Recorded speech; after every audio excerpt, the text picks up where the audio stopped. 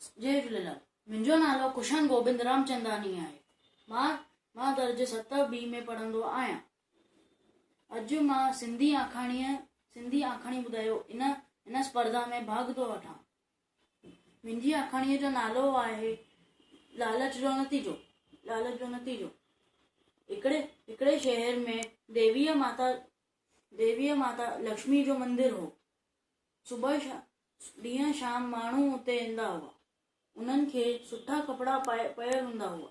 उन मंदिर जे ॿाहिरि हिकिड़ो फ़क़ीर रोज अची वेंदो हो। उहो उन्हनि खे ॾिसी देवीअ खे दिलि में इहा प्रार्थना कंदो हो त देवीअ, तूं हिननि खे केतिरो न धन ॾिनो आहे, मूंखे बि थोरो धन ॾे त मां पिननि खां छुटी पवां, पोइ मां तुंहिंजी पूजा कंदसि। देवीअ हिकिड़े ॾींहुं फ़क़ीर खे खेसि दर्शन ॾिनी ऐं उनखे चयईं, अॼु मां तोखे धन ॾियण आई आहियां, छा में वठंदे? फ़क़ीर पंहिंजो पुराणो झोलो अॻियां कयो। देवीअ चयोसि, अॼु जेतिरो धन तूं घुरंदे ओतिरो तोखे मिलंदो, पर हिकु ॻाल्हि यादि रखिजे, झोलीअ मां जेतिरो धन किरंदो सो मिटी बणिजी वेंदो।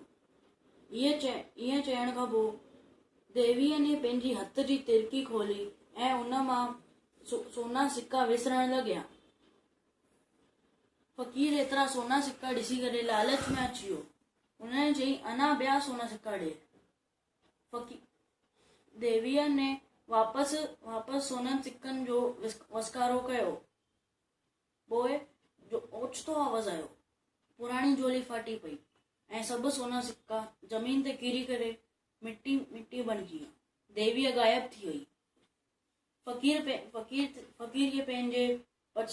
खे जाम पछतावो थियो। उहो पंहिंजो मुंहुं मथो पटण लॻियो।